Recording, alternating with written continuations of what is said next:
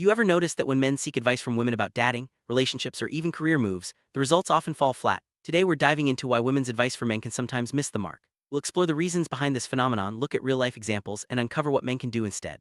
Let's start by understanding the core differences in how men and women approach problems and communication. Men and women often communicate in fundamentally different ways. While women might focus on empathy and emotional connection, men may be more solution-oriented. This difference means that advice given by women often centers around feelings and social harmony, which doesn't always align with what men are looking for. Understanding these communication gaps is crucial to seeing why advice can sometimes be unhelpful.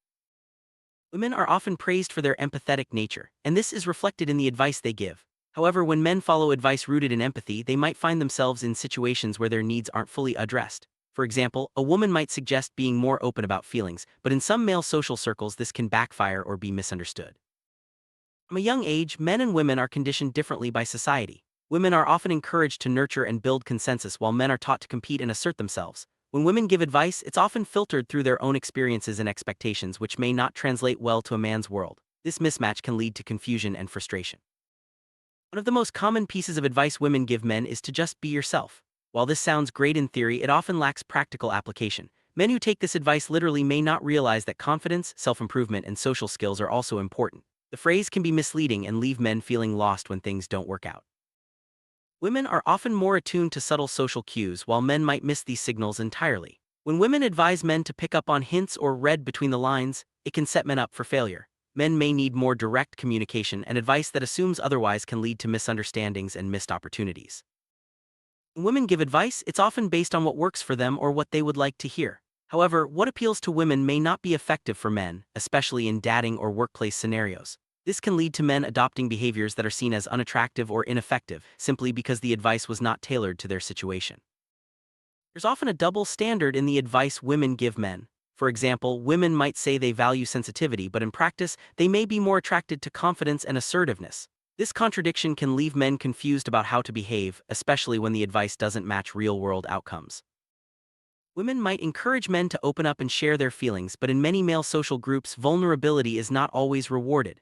Men who follow this advice may find themselves judged or even ostracized. It's important to recognize that social norms differ, and advice should be adapted to fit the context. Sometimes, women's advice doesn't take into account the unique challenges men face. For example, men might deal with different expectations in dating or work environments. Advice that overlooks these challenges can feel out of touch and leave men feeling unsupported. Advice is never one size fits all. What works for one person may not work for another, especially across genders. Men need to consider the context in which advice is given and whether it applies to their specific situation. Blindly following advice without this filter can lead to disappointment.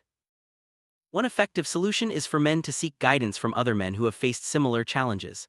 Male mentors can offer practical, experience-based advice that is more likely to resonate and be effective. This doesn't mean women's perspectives aren't valuable, but peer experience can be more directly applicable. While women's advice may sometimes miss the mark, it can still offer valuable insights into how women think and what they value. Men can benefit from listening, but should also balance this with practical advice from male peers. Combining perspectives leads to a more well-rounded approach to life's challenges. Ultimately, the key for men is to develop self-awareness. By understanding their own needs, strengths, and social environments, men can better filter advice and make choices that work for them. Self-awareness empowers men to take ownership of their decisions and outcomes. In summary, women's advice for men isn't inherently bad, it's just often mismatched due to differences in experience, communication, and social expectations.